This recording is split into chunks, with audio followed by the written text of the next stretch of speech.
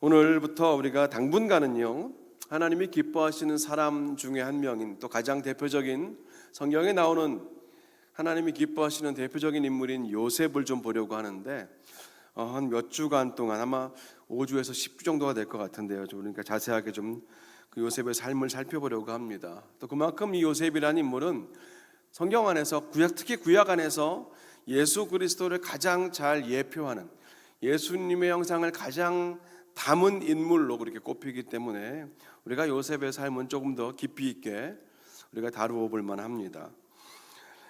이 요셉이 처음으로 등장하는 구절이 창세기 37장 2절이거든요.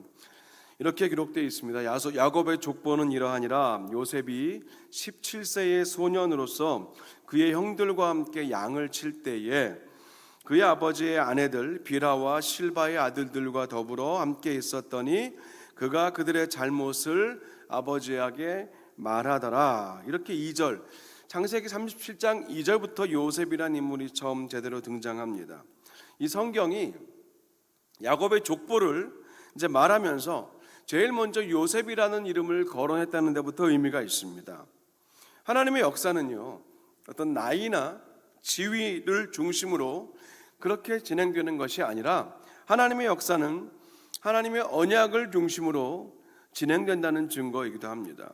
그래서 야곱의 12아들과 한 명의 딸 중에서 요셉을 중심으로 성경이 기록되고 하나님의 역사가 이어지고 있는 것입니다. 야곱의 자녀들은 이 두 명의 정부인과 그 두 정부인들의 여종들을 통해서 출생이 되었지요. 레아에게서는 첫째부터 넷째 아들 루벤, 시므온, 레위, 유다가 태어났고, 그리고 9번째부터 11번째 자녀인 이사갈과 스불론과 외동딸 디나가 태어났습니다. 7명의 자녀가 그 레아에게서 태어났고, 레아의 여종인 실바에게서는 7째 갓과 8째 아셀이 태어났습니다. 그리고 라헬의 여종인 빌하에게서 5번째 단과 6번째 납달리가 태어났고, 그리고 마지막으로 가장 사랑하는 아내 라헬에게서 12번째 요셉과 막내 베냐민이 태어납니다. 근데 우리가 아는 것처럼 라헬은 베냐민을 낳다가 죽게 되었고, 더 이상 그 이후로 야곱에게서 자녀들은 태어나지 않습니다. 이 성경이 야곱의 족보를 말하면서 요셉을 중심으로 펼쳐지는 그 이야기들을 창세기 37장부터 50장까지 긴 분량으로 다루고 있는 것을 우리가 보게 될 때 몇 가지를 먼저 생각해 보게 됩니다. 먼저는 야곱이 제일 사랑한 사람이 라헬이지만 하나님께서는 제일 나중에 라헬을 통해서 2명의 아들들을 주셨다는 겁니다. 하나님도 분명히 아셨을 겁니다. 야곱이 얼마나 라헬을 사랑했고 또 그 라헬을 얻기 위해서 그 14년을 기다리는 것을 하나님 너무 잘 아셨을 거예요. 그런데도 그 라헬에게서 제일 늦게 자녀들을 주셨고, 그마저도 막내가 태어날 때 라헬이 죽었다는 사실은 충분히 야곱이 하나님을 원망할 수도 있는 그런 지점 아니겠습니까? 여러 가지 자료들로 계산해 보면은요, 대략 라헬이 30대 후반부터 40대 초반에 그 생명을 다한 것으로 나옵니다. 그래서 더더욱 이 야곱의 애틋한 마음과 아쉬움과 애정이 그 라헬이 낳은 두 아들 요셉과 베냐민에게도 있었겠죠. 그 중에서도 이 베냐민보다 요셉에게 더 마음이 있는 것으로 보이는데, 그것은 아무래도 요셉이 라헬의 장자이기 때문일 겁니다. 물론 육신적인 장자로는 르우벤이 장자지만 언약의 장자는 요셉이었기 때문에 나중에 역대상 5장에 보면 그 야곱은 장자 상속의 권한을 요셉의 두 아들인 에브라임과 므낫세에게 주고 있는 것을 볼 수 있습니다. 그러다 보니까 아무래도 이 베냐민이라는 막내의 존재감은 사실 성경 안에서 그렇게 크진 않습니다. 워낙에 바로 위의 형 요셉이 탁월한 사람이어서 그런 것도 있겠지만, 이 아버지 야곱의 입장에서 볼 때는 베냐민을 볼 때마다 그런 생각이 들었겠죠. 베냐민을 낳다가 생명을 주고 떠난 그 사랑하는 아내 라헬이 떠올랐을 거예요. 그래서 가장 아픈 손가락이었을 수 있었을 것 같습니다. 그래서 베냐민은 끝까지 이 야곱의 가족사 안에서 주도적인 인물로 등장하지 못하고 늘 남겨진 존재로 보입니다. 물론 뒤에 가면 이 베냐민 지파에서 사울 왕이 나오기도 하고 사도 바울도 나오지만 족장 시대 안에서는 베냐민은 하나님의 섭리라는 큰 틀 안에서 볼 때 같은 라헬의 아들이어도 요셉보다는 비중이 많이 적습니다. 다시 요셉으로 돌아와서 이 요셉을 소개하는 성경의 첫 설명, 그 지점에 우리가 오늘 좀 잠시 집중해 보려고 하는데요. 37장 2절 아까 읽은 말씀은 요셉이 17살의 소년이었을 때 그의 형들과 함께 양을 쳤다라고 말하죠. 이게 별로 이상한 점이 없어 보이는 대목인데 히브리어 원어를 보면은요, 그 요셉이 형제들과 함께 양을 쳤다기보다는 양떼 안에서 그의 형제들을 돌보았다라는 의미가 있습니다. 좀 해석한다면 요셉은 그러니까 양을 돌보는 것이 아니라 형들을 돌보았다는 말이 되는데 이 부분은 두 가지 의미가 있어요. 하나는 2절 하반절에 나오는 그 우리가 흔히 아는 고자질하는 요셉이라는 그 부정적인 의미로 이 요셉이 양떼 안에서 형들을 돌보았다는 것을 그렇게 해석할 수도 있고, 다른 하나는 나중에 이제 나오겠지만 요셉이 애굽의 총리가 되어서 그 이후에 실제로 자신의 형들을 돌보게 된 그 사건이 나오지 않습니까? 그러니까 그 상황까지 연결해 본다면 오늘 이 37장 2절에서 요셉이 그 형들을 돌보았다는 말, 양떼들을 돌보았다는 말에 숨겨진 의미인 그 형제들을 돌보았다는 말도 우리가 좀 미리 내어다볼 수 있을 것 같습니다. 이제 그 다음이 요셉이 37장 2절에서는 빌하와 실바의 아들들, 즉 레아의 아들들이 아니라 레아의 여종인 실바와 라헬의 여종인 빌하의 그 아들들과 함께 있었다라고 2절은 기록합니다. 우리가 여기도 좀 생각해 볼 지점입니다. 우리가 보통 흔히 그러잖아요. 3명이 모이면 2명이 1명을 왕따시키고 4명이 모이면 둘씩 편을 먹어서 싸우고 5명이 모이면 이 3명이 좀 약한 2명을 누르는 게 그냥 일반적인 관계 안에서 보여지는 모습이라고 합니다. 근데 지금 아들만 12명이 있는데 어머니가 4명이에요. 물론 아버지는 한 분이지만 이 12명의 아들의 관계가 그 똘똘 하나로 뭉쳐 있을 거라고는 우리가 생각하기 쉽지 않습니다.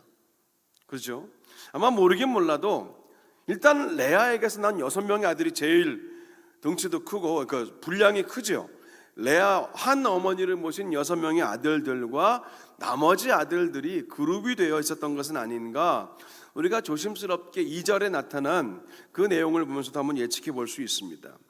그랬다면 이제 2절 마지막에 요셉이 형들의 잘못을 아버지에게 일러 바치는 것도 어쩌면 주로 레아의 아들들의 잘못일 수 있겠죠. 근데 중요한 것은 뭐 이런 것들을 예상이 아니라 이제 그 다음에 나오는 3절입니다.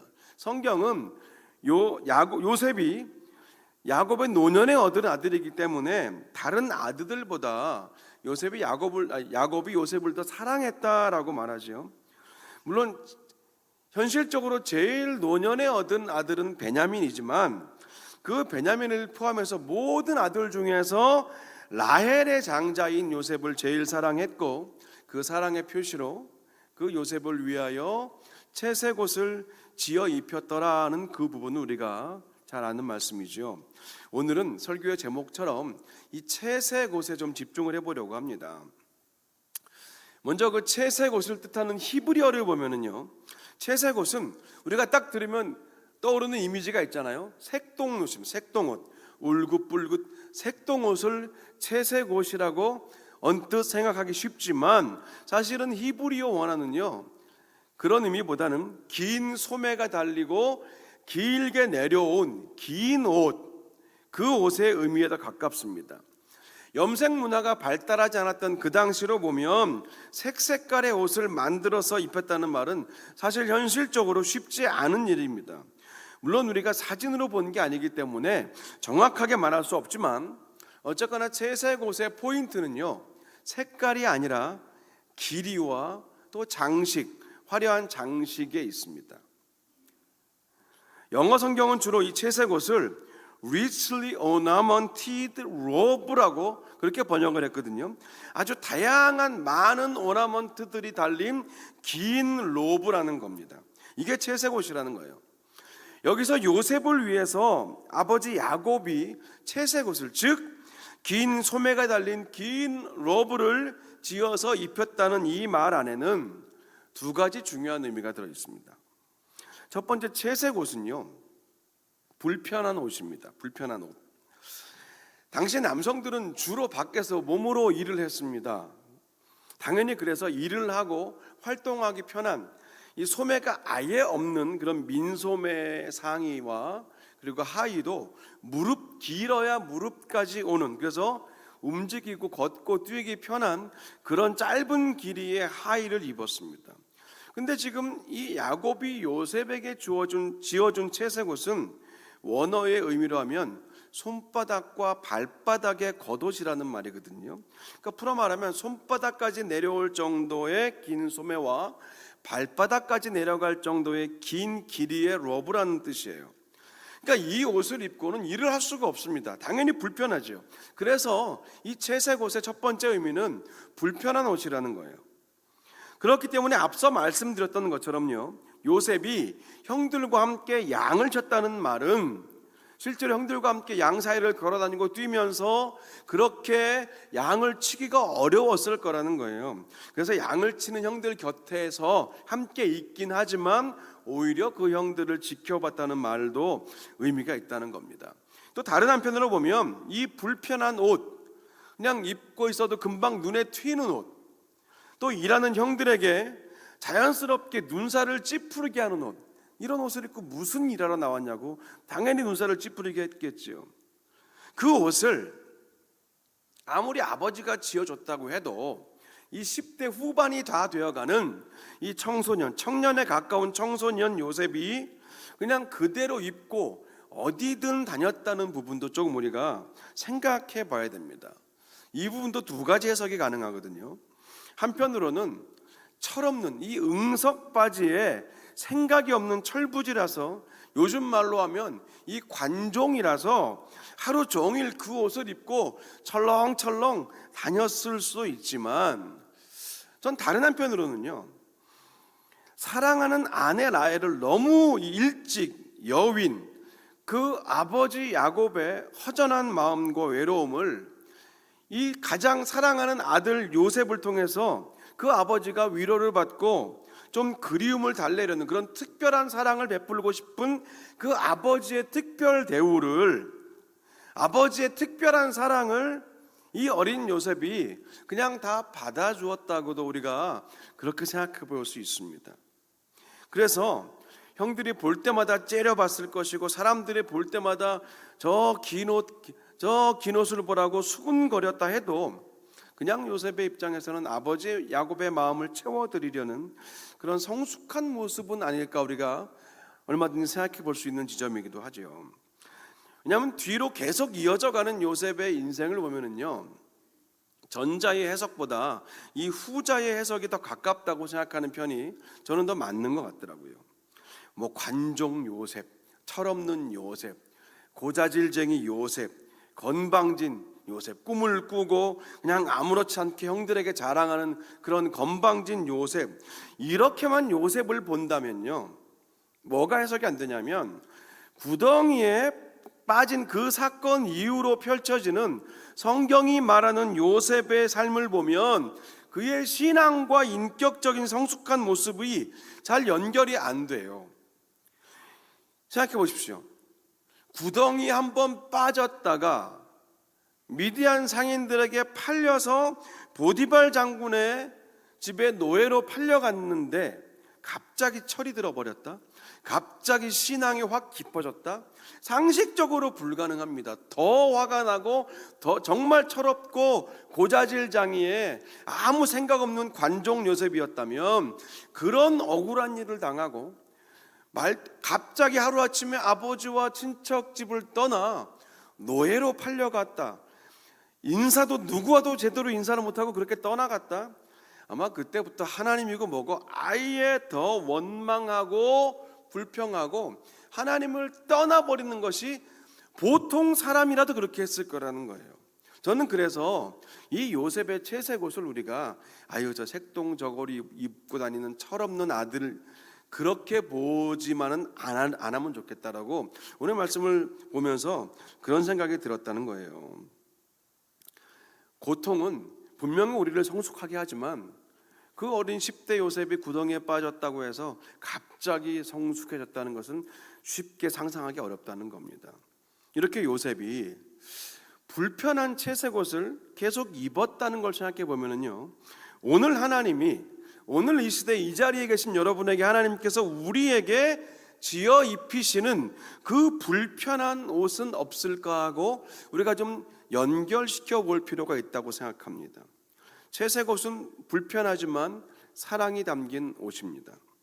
요셉에게는 아버지 야곱의 사랑이 담긴 옷이고 저와 여러분에게는 때론 우리가 입고 있는 그 불편한 그 어떤 채색 옷, 그 어떤 옷일지라도 사실은 거기에는 하나님 아버지의 사랑이 담겨 있진 않은가? 우리가 지금 오늘은 이 질문으로 오늘 이 채색 옷의 메시지를 오늘 우리 자리로 좀 가져와 보자는 겁니다. 우리가 입은 옷 중에서, 여러분이 입으신 옷 중에서 불편한 옷이라는 의미가 무엇일까요? 불편한 옷. 때로는 우리의 아버지 되신 하나님은 하나님의 사랑이 담겨 있지만 불편한 옷을 입히실 때가 있습니다. 지금 여러분이 하는 일 혹은 해야 하는 일 그리고 하게 될 일이 채색 옷일 수 있습니다. 움직이기 불편하고 눈에 튀고 그리고 본의 아니게 드러나는 그런 옷일 수 있습니다. 하지만 그 옷을 지어주신 분이 우리를 사랑하시는 아버지라는 사실이 믿어진다면 때론 우리는 불편해도 그 채색 옷을 입어야 하지 않을까 하는 그런 생각을 해보게 됩니다. 어린아이가 점점 더 성숙해져 간다, 어른이 되어 간다, 어른스러워 간다 그런 말은요, 불편함도 품고 감수하고 감당하고 견디는 그런 모습과 비례하지 않겠습니까? 어른이 되어 간다는 것은 불편함을 참고 견디고 조금 더 버티는 그런 힘이 생긴다는 말이겠죠. 신앙적으로도 그렇습니다. 아직 신앙적으로 어린아이의 단계에 있으면 내 몸에 맞지 않는 옷은 입으려 하지 않습니다. 내 스타일이 아니면 입으려 하지 않을 거예요. 내 취향이 아니면 입으려 하지 않을 겁니다. 근데 필요한 자리, 필요한 때는 우리가 불편한 옷을 하나님이 필요하시다고 하실 때, 하나님이 우리에게 입으라 하실 때는 때로는 입어야 되는 것, 그것이 영적인 어린아이의, 신앙의 어린아이의 수준을 넘어선 성숙함으로 가는 모습이 아닐까라는 그런 도전을 여러분께 드려봅니다. 아버지가 주신 옷이다. 아버지가 하나님이 나에게 입으라고 주신 옷인가? 나의 이 자리, 이 사역, 이 사명, 내 지금 하는 일, 이것이 정말 불편하고 눈에 튀고 참 거추장스럽고 때론 손가락질 받는 일이지만, 그런데 하나님이 이 자리를 친히 손수 지어주신 그 사랑에 담긴 채색 옷이라면 어떻게 할 것인가라는 그런 질문이, 우리가 오늘 채색 옷이 담고 있는 첫 번째 의미, 불편한 옷이다라는 그 메시지와 연결해 볼 내용이고요. 두 번째, 이 채색 옷의 의미는요, 불편하지만 구별된 옷이라는 겁니다. 채색 옷은 불편하지만 구별된 옷이에요. 구별됨은 우리 성도들의 가장 중요한 가치입니다. 우리가 가끔 헷갈리는 부분이 있는데요, 성도들의 신분과 성도들의 직분입니다. 직분은 말 그대로 집사, 권사, 장로처럼 교회 안에서 어떤 일을 감당할 때 필요한 그런 부차적인 사역입니다. 미국 교회는 장로의 직분도 1년에 한 번씩 그렇게 1년의 직분을 주기도 합니다. 하지만 한국 교회에서의 직분은 조금 다르죠. 그래도 어쨌거나 이 직분은 신분보다는 덜 본질적입니다. 우리 모두는 직분보다 신분이 더 먼저지요. 그리스도인, 성도, 구별된 자. 거룩할 성자와 무리 도자를 써서 거룩한 무리라는 뜻이잖아요, 성도가. 영어 성경에서는 이 거룩한 사람을 뜻하는 성인, 이 saint에 복수 s를 붙여서 saint, 성도를 saints라고 부르지 않습니까? 거룩한 존재라서 성도가 아니라 하나님께 구별된 존재라서 성도입니다. 하나님을 위해서 구별된 존재라서 성도입니다. 이 사실을 시편 4편 3절은 이렇게 말해요. 여호와께서 자기를 위하여 경건한 자를 택하신 줄 너희가 알지어다. 자, 하나님께서 하나님 자신을 위해서, 즉 하나님의 영광을 위해서 경건한 자를 택하셨다. 이 말은요, 그들을 따로 거룩하게 구별하셨다, 불러내어 구별하셨다는 그런 뜻입니다. 이 거룩은 히브리어로 카도시, 헬라어로는 하기오스인데 어떤 물건을 특별한 목적을 위해서 따로 구별해 놓거나 떨어뜨려 놓거나 분리해 놓는 것을 의미합니다. 그게 거룩이에요. 그래서 성도는 구별된 사람입니다. 그런데 이 구별됨에도요, 두 가지 방향이 있어요. 나아감과 들어감입니다. 나가는 구별됨과 들어오는 구별됨이에요. 나가는 것은 하나님의 영광을 위해서 하나님의 영광과 어긋나고 반대된 그런 자리로부터, 그런 생각으로부터, 그런 상태로부터 떨어져 멀어져 나가는 것이 구별됨의 첫 번째 의미이고, 반대 화살표 들어옴의 의미도 있습니다. 들어가는 것은 하나님의 영광을 위해서 예수 그리스도 안으로 들어가는 것이 구별, 거룩함입니다. 이 들어감은 에베소서 1장 1절에서 확인돼요. 하나님의 뜻으로 말미암아 그리스도 예수의 사도된 바울은 에베소에 있는 성도들과 그리스도 예수 안에 있는 신실한 자들에게 편지하노니, 자, 여기서 바울이 말하는 수신자들은요, 그리스도 예수 안에 있는 신실한 자들과 에베소 성도들, 이렇게 두 그룹이 아닙니다. 표면적으로는 에베소의 성도들과 그리스도 예수 안에 있는 신실한 자들처럼 보이지만 원어는 하나를 말합니다. 하기오이스, 성도들 앞에는 정관사가 있지만 피스토이스, 신실한 자들 앞에는 정관사가 없습니다. 그래서 이 하기오이스와 피스토이스, 성도들과 신실한 자들이 두 개의 그룹이 아니라 하나의 그룹이라는 거죠. 그래서 제대로 번역한다면 에베소에 있는 성도들, 즉 그리스도 예수 안에 있는 신실한 자들에게 편지하노니가 되는 거죠. 그래서 성도는 그리스도 예수 안에 있는 사람입니다. 예수님 안으로 향하여 나아가는 사람이에요. 이렇게 구별된 성도는 나아감과 들어옴, 이 두 방향을 살기 때문에요, 사실 이 땅에 사는 동안 불편합니다.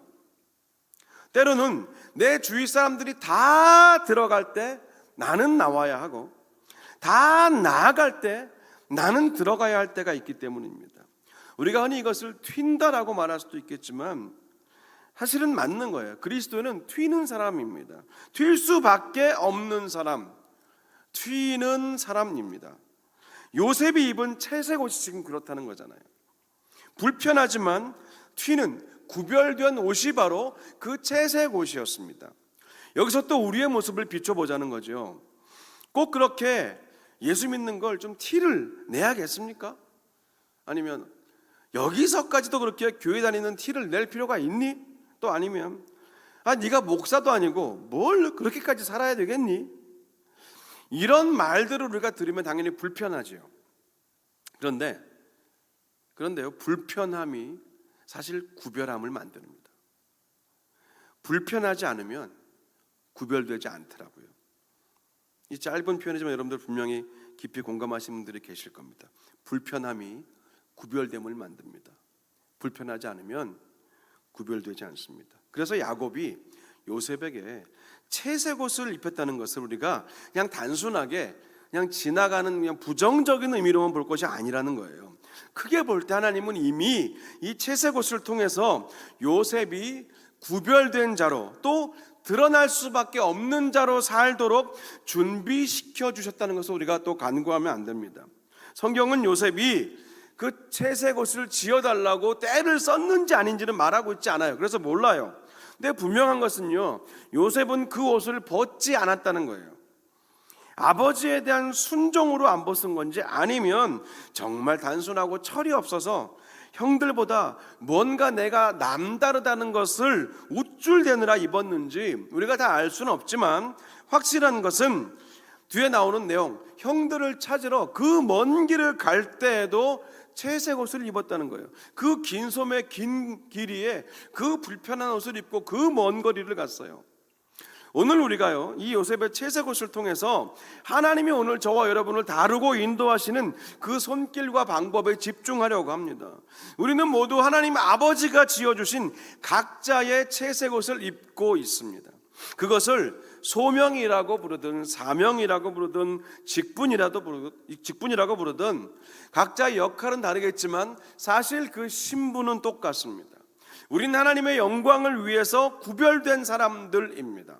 하나님의 선하신 뜻을 위해서 구별된 사람들입니다.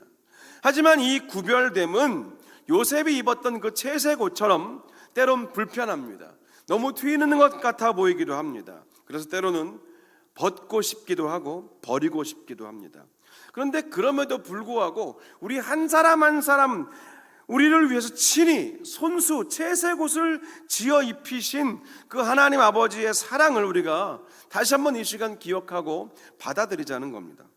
그래야 우리를 통해서 하나님의 영광이 드러날 것이고 우리를 통해서 하나님의 역사가 이어진다는 거죠.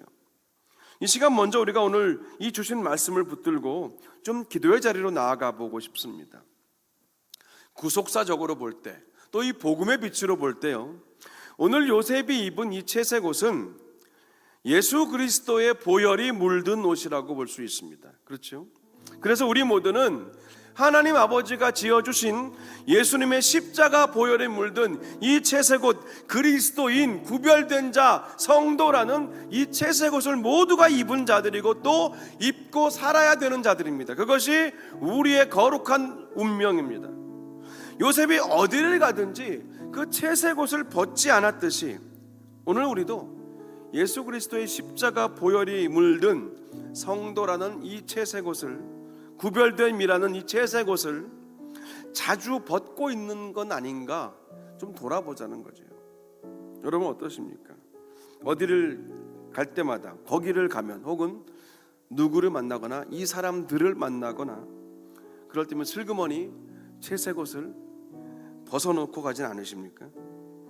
불편하고 거추장스럽고 너무 튀는 것 같아서 자주 입었다 벗었다를 반복하고 계시지 않습니까?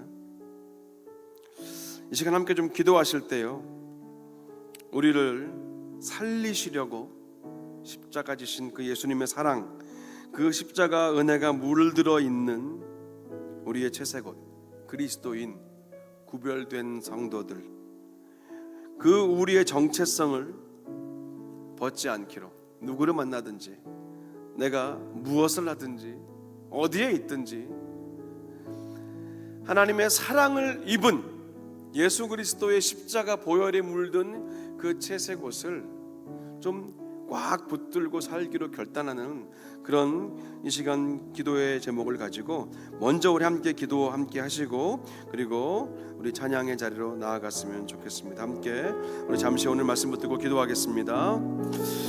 아버지 하나님, 오늘 주신 이 말씀 우리가 붙들고 이제 요셉의 인생과 또 요셉을 통해 주신 하나님의 그 말씀 앞으로 우리가 함께 나아가려고 합니다. 특별히 오늘 우리가 채색 옷을 통해서 우리가 하나님의 사랑을 확인하고 또 예수 그리스도의 그 십자가 보혈로 물들어 주신 아버지 하나님, 그 우리에게 주신 이 성도라는 거룩한 백성, 구별된 자라는 하나님, 우리의 이 정체성을 주님께 온전히 올려드리며 나아갑니다. 하나님, 우리가 꼭 어디를 가면 이 채색 옷을 벗고 있진 않은지, 누구를 만나면, 어떤 그룹을 만나면, 어느 자리에 가면 슬그머니 이 채색 옷을 벗어놓고 있지는 않은지 하나님 이 시간 돌아보며 주 앞에 결단하며 나아갑니다. 하나님, 주님 주신 이 복된 사명 그리고 직분, 무엇보다 우리가 하나님의 자녀요 예수 그리스도의 십자가를 믿음으로 영원한 생명을 얻은 거룩한 특권을 받은 자들이라는 것을 주여 잊지 않도록 우리가 언제 어디서 어떤 상황이든지 그리스도인이라는 성도라는 이 거룩한 정체성을 붙들고 살게 하여 주시옵소서. 하나님, 오늘 또 주신 이 말씀이 우리의 삶에 또 기준이 되어주시고 빛이 되어주셔서 아버지 하나님, 우리의 모습을 돌아보고 또 주 앞에 결단하며 나아가는 은혜의 시간 되게 하여 주시옵소서. 감사합니다. 예수님의 이름으로 기도합니다.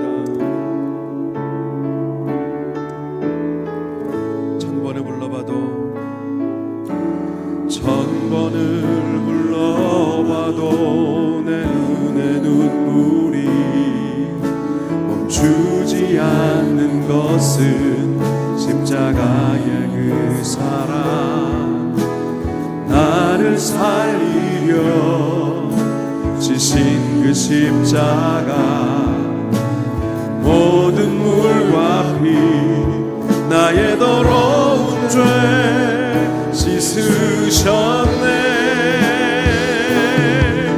나를 향한 그 사랑, 생명을 내어 주사 영원한 생명을 내게 주심을 감사해. 천번을 불러도 내 눈에는 눈물이 멈추지 않는 것은 십자가의 그 사랑, 나를 살리려 하늘 보좌 버리신 나를 사랑하신 분, 그분이 예수요. 천번을 불러봐도 내 눈에 눈물이 멈추지 않는 것은 십자가의 그 사랑, 나를 지신 그 십자가, 모든 물과 피, 모든 물과 나의 더러운 죄 씻으셨네. 나를 향한 그 사랑, 생명을 내어 주사 영원한 생명을 내게 주심을 감사해. 천번을 불러도 내 눈에는 눈물이 멈추지 않는 것은 십자가의 그 사랑, 나를 살리려 하늘 보좌 버리신 나를 사랑하신 분, 그분이 예수요. 천번을 불러도 내 눈에는 눈물이 멈추지 않는 것은 십자가의 그 사랑, 나를 살리려 하늘 보좌 버리신 나를 사랑하신 분, 그분이 예수요. 천번을 불러도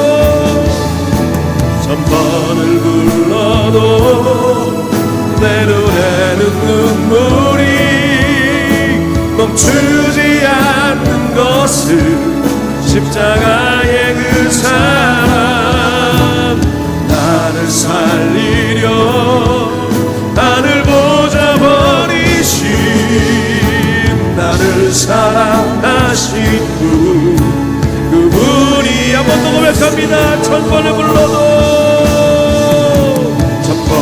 불러도 내 눈에는 눈물이 멈추지 않는 것은 십자가의 그 사랑, 나를 살리려 하늘 보좌 버리신 나를 사랑하신 분, 그분이의 다시 한번 전심으로 천번을 불러도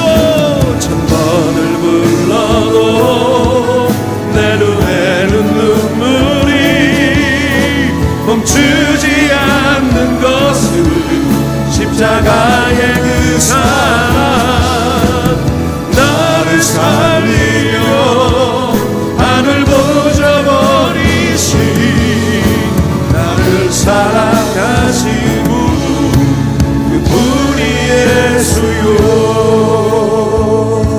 우리 이어서 기도하실 때 오늘 주신 말씀과 연결해서 구별된 가정, 구별된 우리 교회를 위해서 기도합시다. 우리의 가정에도 하나님이 지어주신 제세곳이 있고 교회도 있습니다. 우리 가정이 믿는 가정답게 살아야 합니다. 모일 때마다 나누는 가정의 대화와 우리 가정의 가치관이 복음 안에 있어야 할 것입니다. 교회도 당연히 그렇습니다. 성도들의 모임인 교회가 구별되지 못하고 세상의 모임과 똑같다면 하나님이 얼마나 안타까워하시겠습니까? 하나님의 교회가 세상의 모임과 똑같다면 그것은 이미 제세곳을 벗어버린 상태라는 거 아니겠습니까? 불편해도 거룩함을 고집하고 구별됨을 지켜내는 교회와 우리 가정이 될 수 있도록 함께 합심으로 기도하시겠습니다. 아버지 하나님, 주님께서 오늘도 주신 아버지 말씀으로 우리 가정과 또 교회를 위해서 기도합니다. 하나님, 구별되는 것, 제세옷을 입는 것, 긴 소매와 긴 길이에 옷을 입고 다니는 것, 아버지 그 옷을 입고 때로는 먼 길을 가야 하기도 하고 때로는 하나님 드러나기 싫어도 내가 하나님 아버지의 사랑을 받은 자 예수 그리스도의